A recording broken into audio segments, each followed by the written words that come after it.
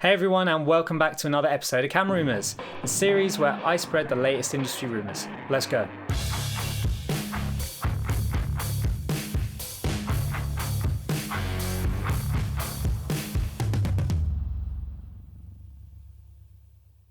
Alright, so this month has already been one of the best years for videography and photography that I have seen since doing this. As you know, last week the R5 and the R6 from Canon were released. One of them is an 8K 45 megapixel powerhouse and the other is a low light budget beast. Now that's out of the way though, we've got to look at what's next. We've got the Sony A7S III. This week was announced the URSA Mini Pro 12K, and now we're hearing rumours for a full frame pocket 4K.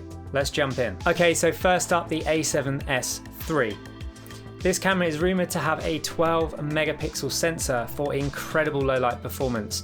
Anyone who knows the previous A7S II will know how much of a great video camera that was, especially in its low light performance. It is rumoured that they're using a quad Bayer 48 megapixel sensor. This would have the effective resolution of 12 megapixel, or they could just be using a simple 12 megapixel sensor anyway. What we do know is that it will have extremely fast sensor readout technology thanks to Sony's proprietary developments in that area. Unlike the Canon R5, Sony haven't gone down the 8K route with the A7S III. They know that 8K is not a necessity at this time. Obviously in the future we'll probably be looking at more 8K and more 4K and less 1080p. However, they've really gone all out with the 4K performance. They're sporting a whopping 240 frames per second full frame 4K recording, as well as 4K 120 frames per second, just like the R5, in 10-bit 422 internally, as well as RAW externally over HDMI. RAW, 4K 120 RAW.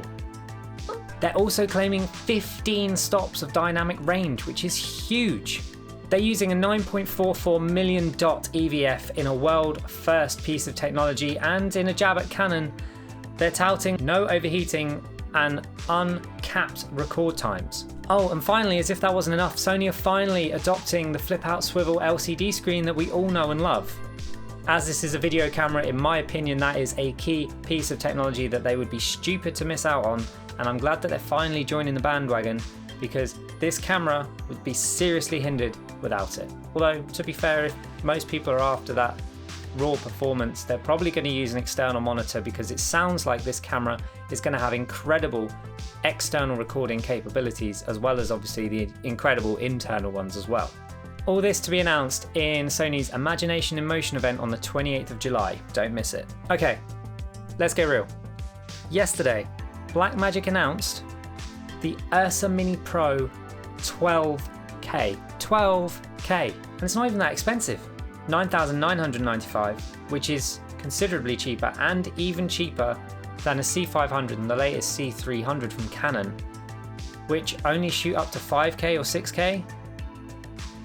Blackmagic, how are you doing it? This camera has native ISO of 800. It has a 12K 80 megapixel Super 35 sensor with 14 stops of dynamic range. It shoots 12K 60 frames per second, but as usual with Blackmagic cameras, you can use in-sensor scaling to scale that down to 8K and 4K at up to 110 frames per second.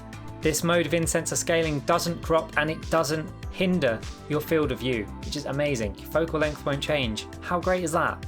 It sports the usual changeable lens mount that you're accustomed to seeing on cameras like this, including the Pro G2 4.6K, so you can expect to be using your favourite lenses and adapt as you see fit.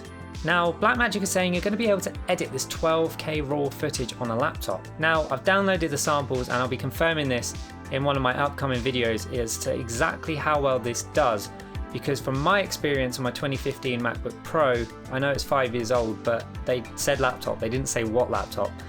I can't actually edit like 5:1 Blackmagic 4K, let alone 12K.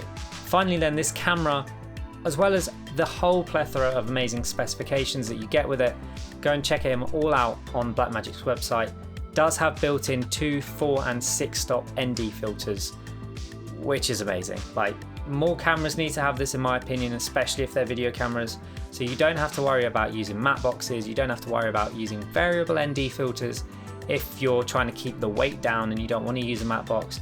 Having that before the lens, kind of between the lens and the sensor, that's exactly where you want it. Okay, and then finally we are hearing rumors about a full frame Pocket 4K. There's not really a lot to go on here, but apparently they're working on a full frame Pocket 4K.